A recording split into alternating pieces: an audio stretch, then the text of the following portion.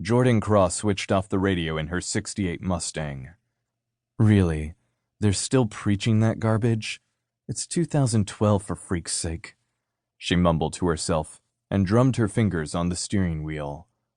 She came up to a sign and rolled her eyes at the message. Yeah, sure.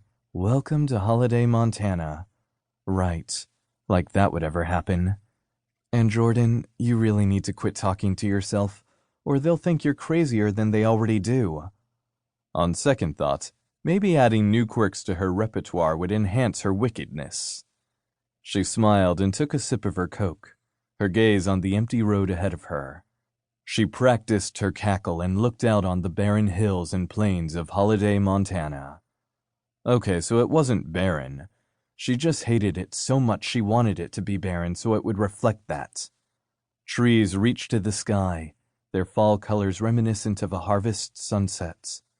Deep greens, burnt oranges, and crisp apple reds dotted the tree line.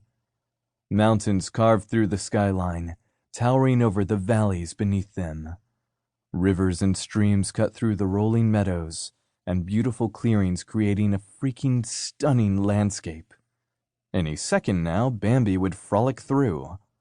She knew she needed to stop the bitter attitude. After all, her life's work, while the one she hid from peering eyes, depended on nature and all its bounty. Still, that didn't mean she had to like the fact she'd returned to Holiday.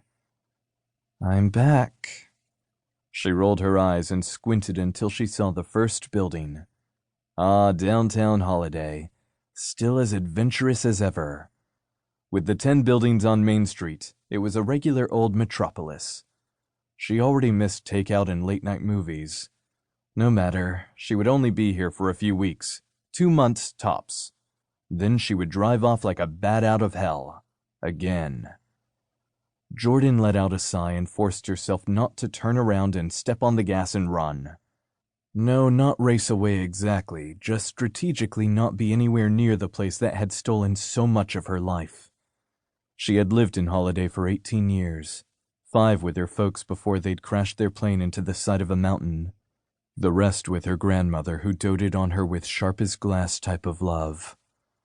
A pang shocked her heart, and she bit her lip.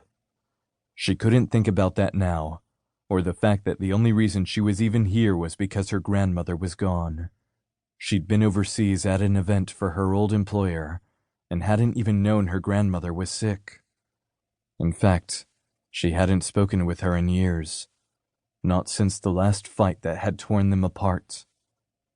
Jordan hadn't wanted to return to find her legacy, but her grandmother had wanted her by her side. It was only because of a lost phone message that Jordan had even heard that her grandmother had passed away. She'd missed the funeral and all the arrangements.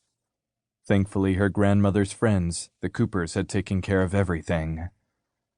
Now Jordan was left to clean an old abandoned house and sell it in a small town where all the citizens hated her.